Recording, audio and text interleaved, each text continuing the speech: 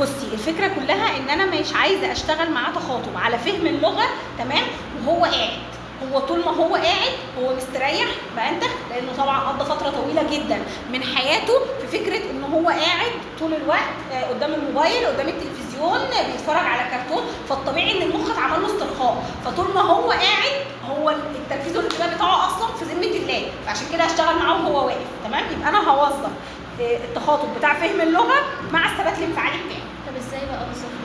هقول لك بقى ازاي نوظف الثبات الانفعالي مع اللغه. بصي يا ستي، هنجيب مثلا مجموعه من الكروت وارصها على الحيطه، حلو كده، وابدا ان انا اخليه يشتغل وهو واقف وبيتحرك. يبقى انا اشتغلت على حاجتين، ان هو ينفذ امر، ان انا اطلب منه مثلا روح هات الولد اللي بياكل تفاحه او هات الولد اللي بيشرب ميه، فهيروح يدور، هيتحرك ويبدا يمشي، اما انده عليه ويبدا يجيب لي الكارت من على الحيطه.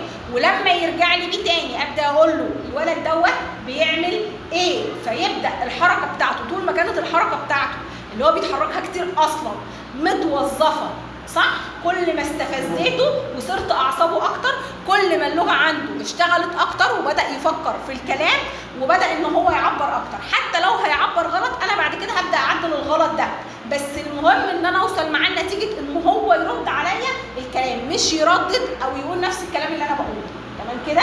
يبقى انا لما هاجي اشتغل تخاطب هشتغل معاه على فكره الثبات الانفعالي. استفزه ازاي او اشتغل على الثبات الانفعالي بتاعه ازاي؟ تمام، بان انا اوظف حركته. كل ما الحركه بتاعته اتوظفت كل ما انا طلع معايا منه حاجات اسرع وحاجات افضل واحسن، تمام كده.